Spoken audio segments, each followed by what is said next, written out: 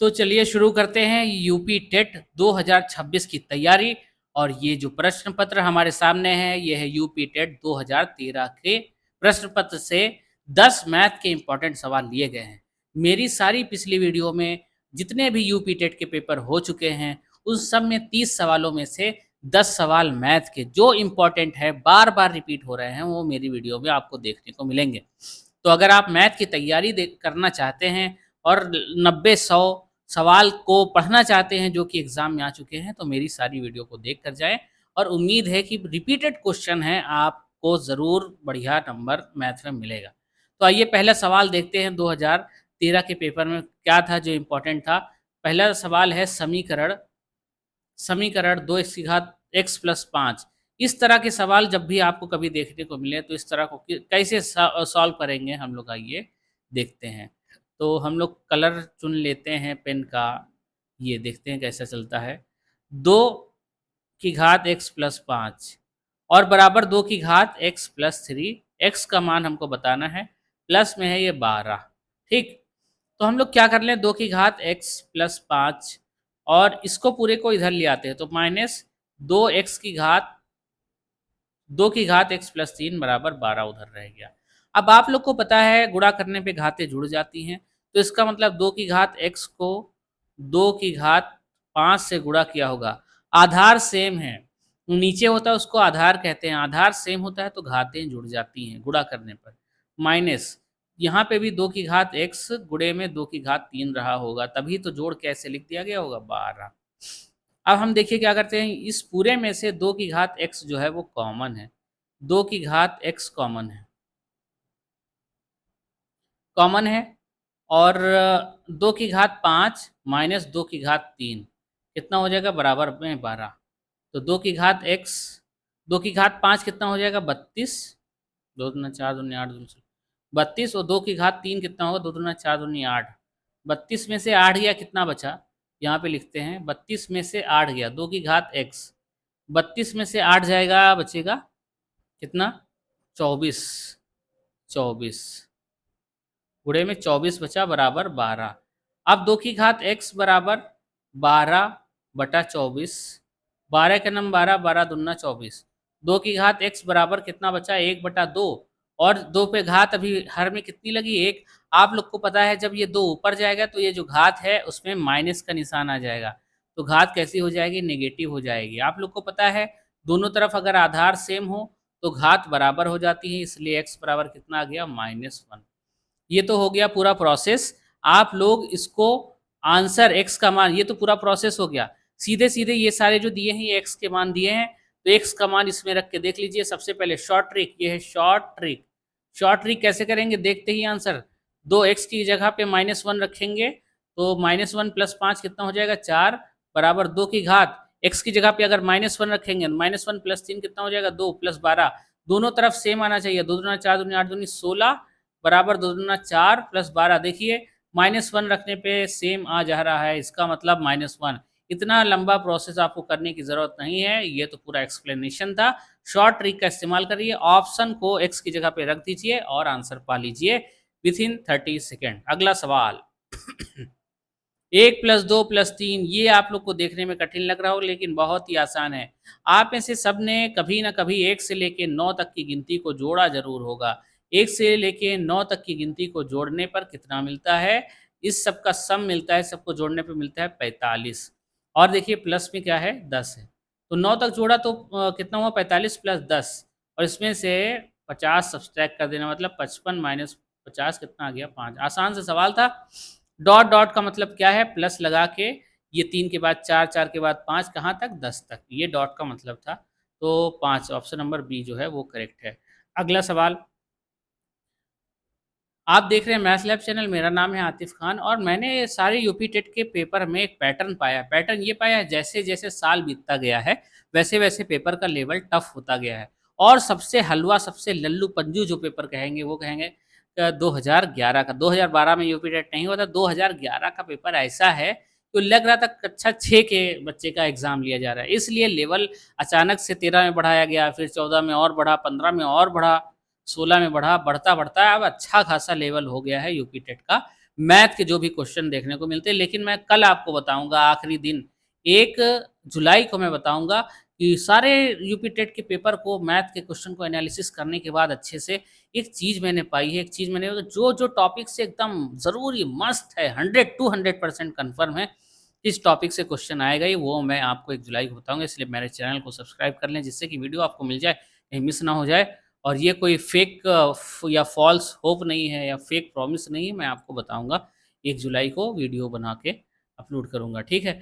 तो अभी देखिए कार्तीय तल क्या होता है? निर्देशांक तल देखिए, आप लोग को पता है ये एक्स अक्ष होता है और ये वाई एक्सिस होती है, वाई अक्ष होता है। बीच में क्या होता है? मूल बिंदु।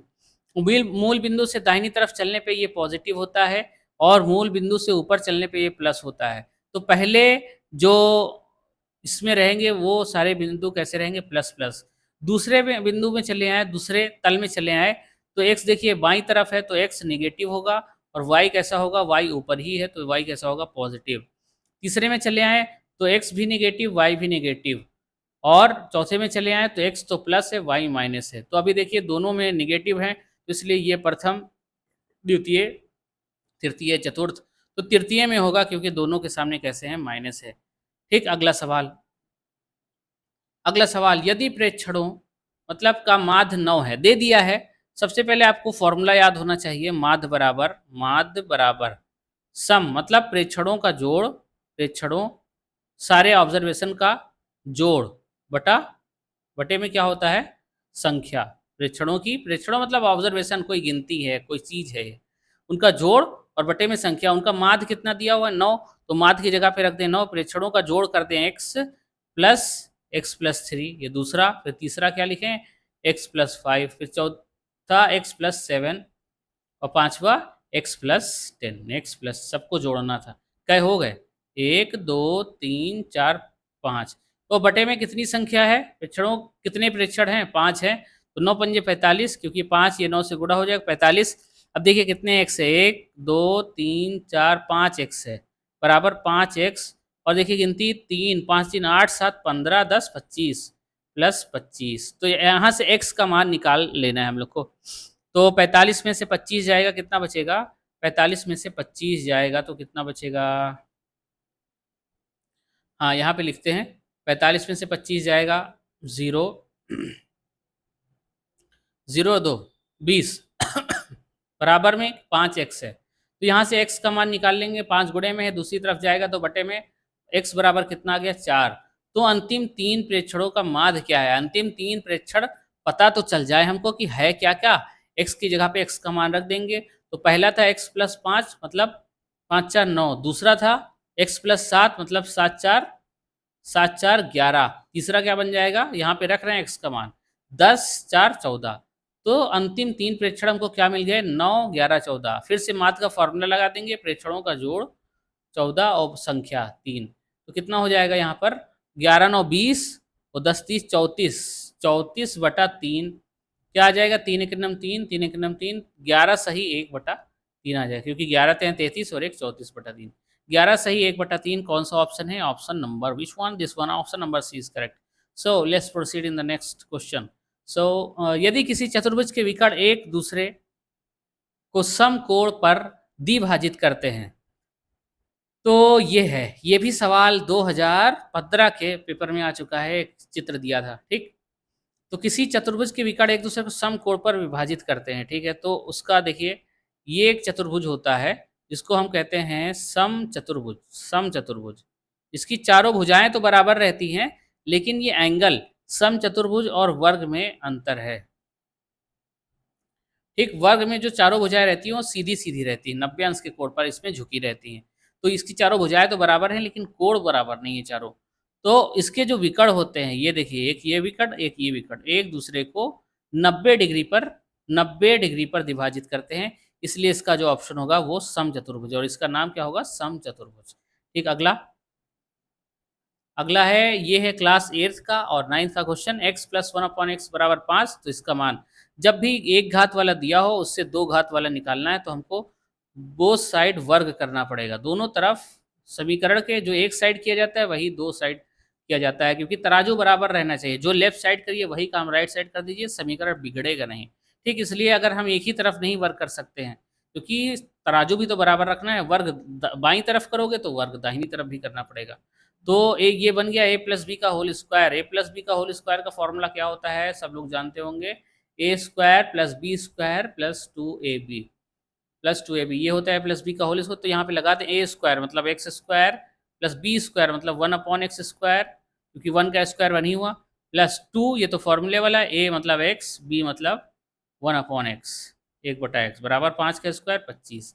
ठीक, उम्मीद है कि समझ में आ रहा हो। समझ में आ रहा होगा तो वीडियो को लाइक कर दीजिएगा और मेरे चैनल को सब्सक्राइब कर लीजिए। आगे आने वाले सारे टेट के पेपर, टेट है, UP TET, super TET, C TET, सबकी वीडियो आपको मिलते रहेंगे।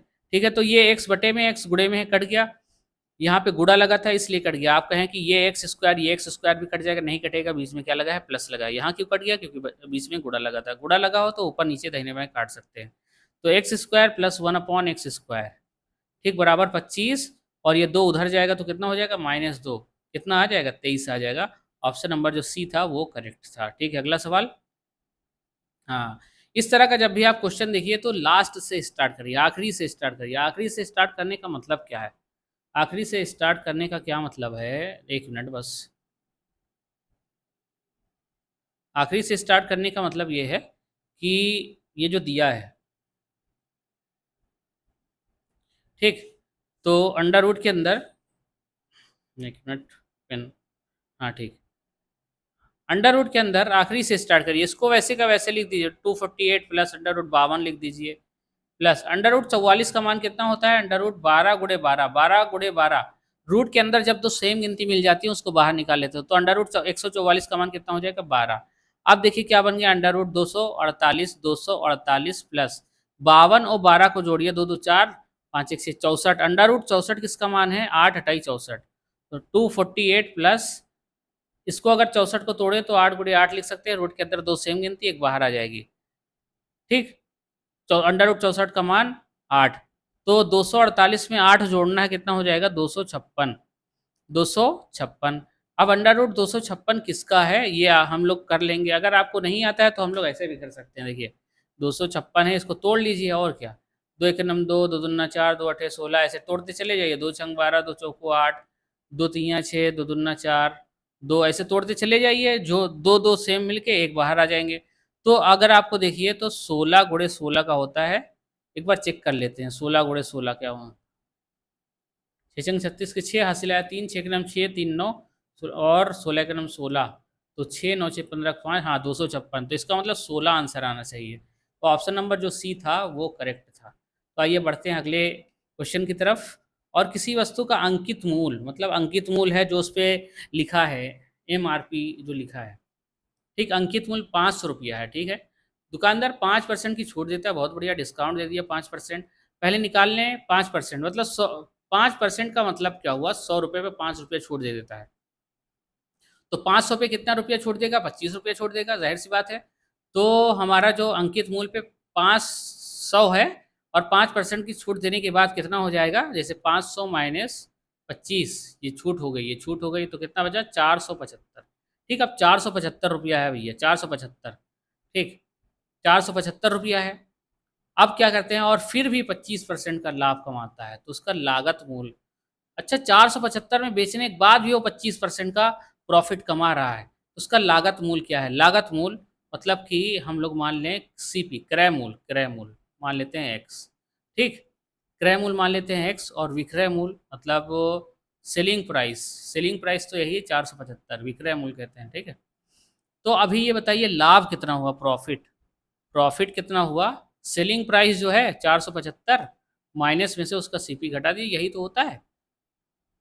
अब देखिए क्या करना है, वस्तु का लागत मूल्य निकालना है, मतलब हमको x ज्ञात करना है, मतलब क्रय मूल्य ज्ञात करना है। तो लाभ पता है हमको 25% का है, तो लाभ परसेंट का फॉर्मूला लगा देते हैं, लाभ परसेंट का फॉर्मूला लगा देते हैं, कुल लाभ, लाभ बटे में क्रय मूल्य, बटे में क्रय मूल्य गुणे में 100। तो ये देखिए लाभ परसेंट कितना है, 25 का, और यहाँ पर लाभ हमको कितने रुपए का हुआ है, प्रॉफिट 475 माइनस एक्स, क्योंकि ये घटा नहीं सकते, 475 माइनस एक्स, और क्रय मूल्य हमने कितना माना है, एक्स माना है, गुणे में कितना परसेंट है, इसलिए 100, तो 25, और ये 100 बटे में आ जाएगा इधर, और ये x बटे में था ऊपर चला जाएगा, बराबर इधर कितना बचा 475 माइनस एक्स। ठीक, 25 से कितना 25 25 चौको 100 कितना हो गया x बटा 4, और ये वाला माइनस एक्स इधर बुला लो प्लस एक्स बराबर 475। ठीक, उम्मीद है समझ में आ रहा होगा, थोड़ा लंबा हो गया, लेकिन आप लोग ऑप्शन से भी कर सकते हैं, लेकिन फिर ये देखिए अब इसको कैसे गुणा कर लें, एक्स से क्रम 5x बटा 4 5x बटा 4 बराबर 475।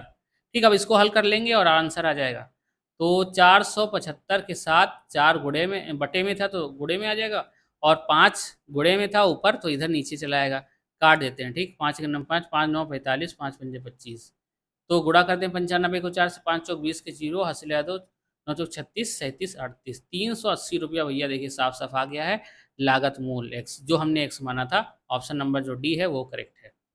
ठीक, अगले सवाल की ओर बढ़ते हैं। किसी संख्या का 16%, किसी संख्या का 16%, अब पता नहीं कौन सी संख्या है वो तो पता नहीं, किसी संख्या का 16% में जब 21 जोड़ा जाए तो वो स्वयं वो संख्या प्राप्त हो। पहली बात तो संख्या मान लेते हैं, क्या वो संख्या है x। अब x का 16%, x का मतलब मल्टीप्लाई 16%, 16 बटा 100, इसमें क्या जोड़ दिया जाए 21 जोड़ दिया जाए तो क्या मिल जाता है, वही संख्या, वही संख्या मतलब जो x माना है। ठीक, तो x का मान ज्ञात करना है। अब तो 16 को x से गुणा करेंगे कितना हो जाएगा 16x, इसको काट देते हैं, 2 अठे 16 2 पंचे 10 जो 0 4 दूनी 8 4 का नम 4, अरे 4 से कैसे काटे, 2 चौको 8 और 2 दूना 4 2 मतलब 4x बटा 25। ठीक, सीधी सी बात, 4 चौक 16 4 दूनी 8। ठीक, और माइनस एक्स, इस वाले प्लस एक्स को इधर बुला लो माइनस एक्स, और इधर हो जाएगा माइनस 21, क्योंकि ये प्लस 21 उधर जाएगा तो क्या हो जाएगा माइनस 21। अब यहाँ पर भी कैसे गुणा करना पड़ेगा, 4x माइनस 25 को x से गुणा करेंगे 25x, और बटे में इसके 1 है ना, तो 25 को 1 से भी करना पड़ेगा 25 बराबर माइनस 21। ठीक, अगला सवाल, मतलब माफ़ करिएगा अगला सवाल अभी ये हुआ नहीं।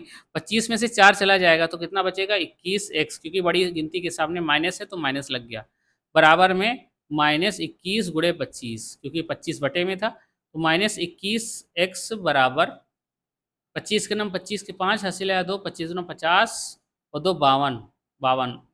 ठीक, अब दोनों तरफ माइनस है तो माइनस माइनस तो पहली बात काट देंगे, x बराबर 525 बटे में 21, तो ये किससे कटेगा 5 5 10 दोबारा, ये 3 से कट जाएगा। क्यों कट जाएगा, 3 से विभाज्यता का नियम क्या है, गिनती का योग अगर 3 के पहाड़े में आ रहा है तो 3 से कट जाएगा। देखिए 5 2 7 5 7 5 12, 3 के पहाड़े में आ रहे हैं, इसका मतलब 3 से कट जाएगा, 21 तो 3 से कटेगा, 3 सत्ते 21 3 इकन्नम 3 3 सत्ते 21 3 पचे 15।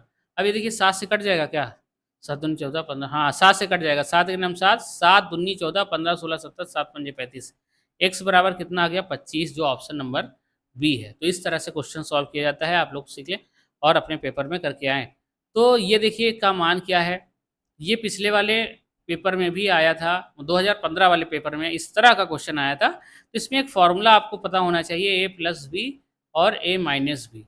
ठीक, ध्यान से देखें, माफ़ करिएगा ये दोनों बार प्लस लिख गया, a प्लस बी और a minus B equal to क्या होता है A square minus B square, A plus B A minus B क्या होता है ए स्क्वायर माइनस बी। तो यहाँ पे अप्लाई हो जाएगा, ये हो गया ए, जैसे ये √7 प्लस √6 लिखा है और √7 माइनस √6 लिखा है, और प्लस में 200 200 से बाद में निपट लेंगे, तो ये हो गया a प्लस बी और ये हो गया a माइनस बी, दोनों ब्रैकेट में है। देखिए बीच में कुछ नहीं लिखा है, ऊपर वाले फॉर्मूले से मैच हो रहा है एकदम सेम टू सेम।